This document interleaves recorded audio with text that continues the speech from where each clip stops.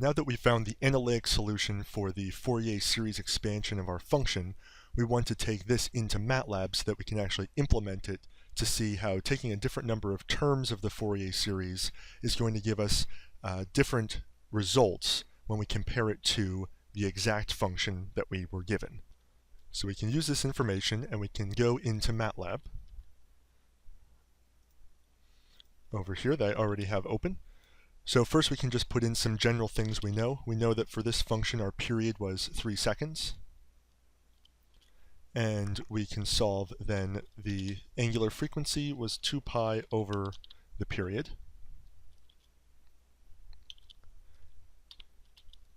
And let's just plot this for 15 seconds or 1, 2, 3, 4, 5 periods.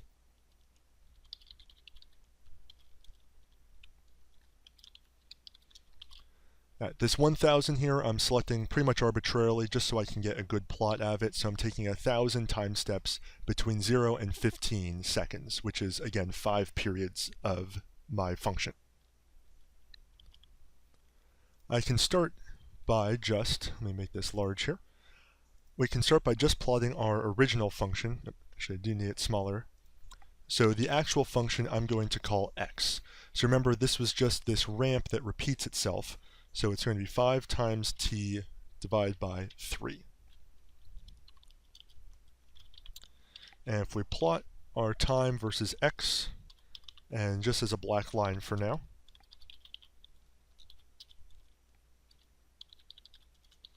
and that will be our time in seconds as our x-axis,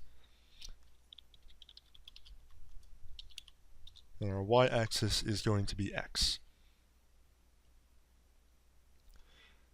Right, so we see what happens here. If I just put in the function 5t over 3, that was only good for the first period of our function, but then it repeats itself. So I can't just multiply it by t. I have to make sure it's going to repeat itself every period. So instead of using t here, I'm going to use modulo t, comma, capital T, which is the period. So what this is going to do is every time t gets larger than big T, it's going to subtract big T from it until it's between 0 and t. So for example, if the value of little t is 4, it's going to keep subtracting 3 from it until it's a value between 0 and 3. And if we look at help at mod, that's going to explain a little bit more how the modulo function works, and you can see other ways that we can use it. Basically, it gives us the remainder of the division problem between little t and big T. So we see if we now do this, now we get our correct function here as it's supposed to be, where it repeats itself every 3 seconds. So we have our original function. Now we want to see how do the partial sums of these Fourier series match up here. So what I'm going to do is I want to form the inside of that summation. So over here, I'm just going to put this stuff in. So for right now, I'm just going to stick with n is equal to 1, and I'll kind of expand out from there. So the inside is going to look like 1 over n times the sine of 2 times pi times n over 3 times t. And if I run just these lines,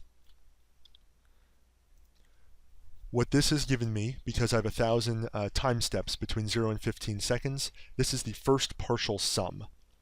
So this is the inside of this summation here, evaluated only when n is equal to 1. Now what I can do here is I can put this in a for loop and I can evaluate it several times. Going to get rid of line 18. Right, so what's happening is, I'll get rid of this for the moment, it printed 3 groups of 1000 values for xn, but it's overwriting the value each time. So what I want to do is for each value of n, so when n is 1, when n is 2, when n is 3, I'm going to save that into a different line of xn. I can do that, I can save it as a row in the matrix that will be xn, and we'll see how this works in a second here. And I'll suppress that for now. And I'll ignore the plotting at the moment as well. So now if I look at my workspace, xn is a 3 by 1000 double, meaning it has 3 rows and has 1000 columns. So what this is doing, going back to the PowerPoint here, that each row of xn is evaluating this inside piece here when n is 1, when n is 2, when n is 3. I'm not yet taking that summation. I'm going to do that in a separate step. So now I can do that second step here, where I'm actually going to do the summation and find what these partial sums are. So I can find the first partial sum when I go from n equals 1 to 1. I can find the 10th partial sum when n equals 1 to 10. And we're going to see how this estimate is going to improve each time. So I'm going to call capital Xn. These are going to be the partial sums. And what I can do is use this cumSum function here that's going to automatically do the work for me. Right, so we see that xn here is also a 3 by 1000, but it's different than little xn. What cumSum is going to do is it stores in the first row, it stores the first partial sum. In the second row, the second partial sum. So the second row is now when n equals 1, this function, plus when n equals 2 of this function. The third row of capital Xn is now when n equals 1 plus when n equals 2 plus when n equals 3, and so on. So I actually want to do this for more than just 3 times. I'm going to go up to 30 times that this is going to calculate it. So now each row of Xn is a different partial sum. But to complete this, going back to the PowerPoint, I've done this summation step. I still have to put the rest of in here to get the correct result for Xn. So we see here it's 5 over 2 minus 5 over pi times that cumSum.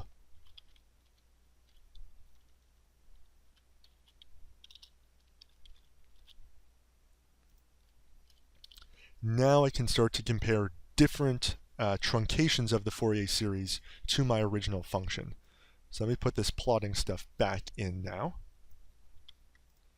So I want to plot not only my original function, let's start with a one-term approximation. So I'm going to have those same time steps t, but now I just want the first row of capital Xn. And I'm going to plot this just as a green dashed line. Right, so we see here that with only the first partial sum, only that first truncation, I just get this simple kind of sine wave here that doesn't approximate my original function very well. I can start putting my legend in.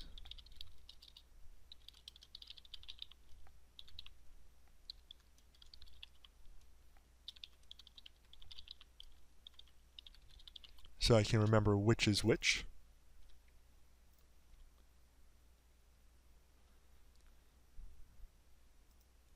Right, so I don't want to compare, obviously the one-term approximation is not very good, so I want to take additional terms here. So let me see if I take 5 terms, what that's going to look like. And I'll plot this as a red dashed line.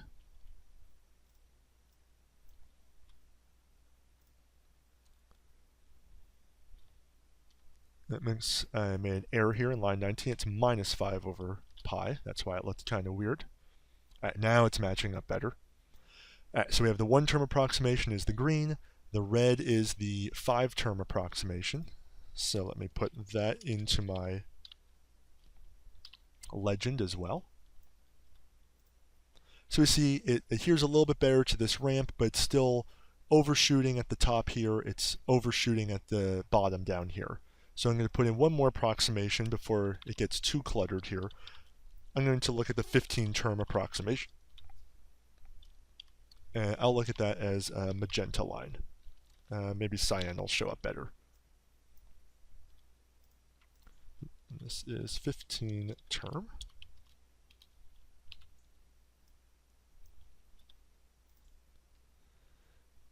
So we see, again, it adheres pretty well during the ramp. It's still overshooting at the top and the bottom here where we have that discontinuity, but it seems to be doing a pretty good job.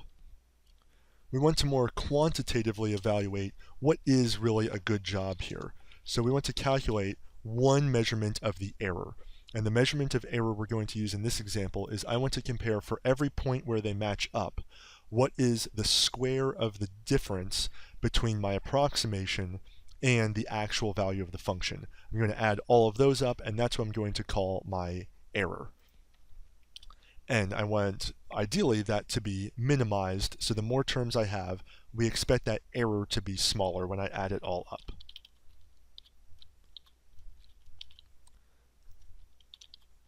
And I'm going to declare this value big N here just so I can be consistent. So my error, the kth value of error, because I want to determine the error for one term, for two terms, for three terms. So I'm going to take my original function, which is always x, and subtract the kth partial sum, or the kth truncation of the Fourier series.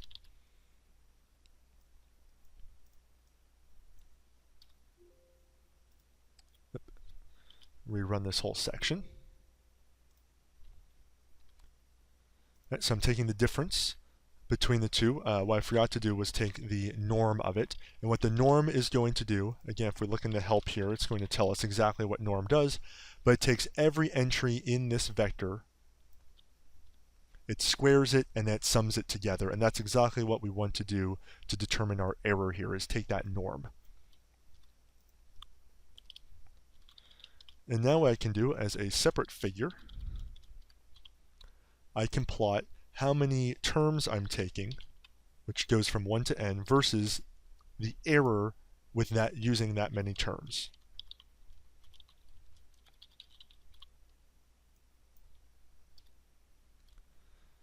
And we see what happens here is that the error starts relatively high, up near, the numbers here don't really mean too much. It's really a relative change in the error that we're going to look at. We'll see why that's the case in a second. But as I add more and more terms, this error starts to go down lower and lower and lower. And we see early on, by adding a couple more terms, the error reduces drastically. And then as we add more and more terms, we are reducing the error, but the effect is much less. We have these diminishing returns down in this n. Now, why did I say the y-axis here doesn't really matter too much? Let me put some labels on here. So this is going to be the number of terms, and the y label, our error. All right, so let's just take kind of a snapshot in our mind here. This goes up to around 28. Now this is going to depend, the number here is going to depend on how many time steps I'm using. If I put 2,000 time steps in, instead of only 1,000, we see that the error actually increases, or appears to increase. But that's not quite an accurate statement, because what's happening is when I take this norm, I'm adding up now 2,000 values instead of only 1,000 values like I was before. So the error does appear to increase because the way we're calculating it, it does. But really we're looking at relatively where is the error compared to if we only use one term, to if we use 10 or 15 or 20, say, we see it's much smaller than if we use a fewer number of terms. Now there are other metrics to assess what the error is. For right now, we're just going to go with this one so we can get kind of a relative idea of how many terms we should be using so that we're minimizing the amount of error that we have.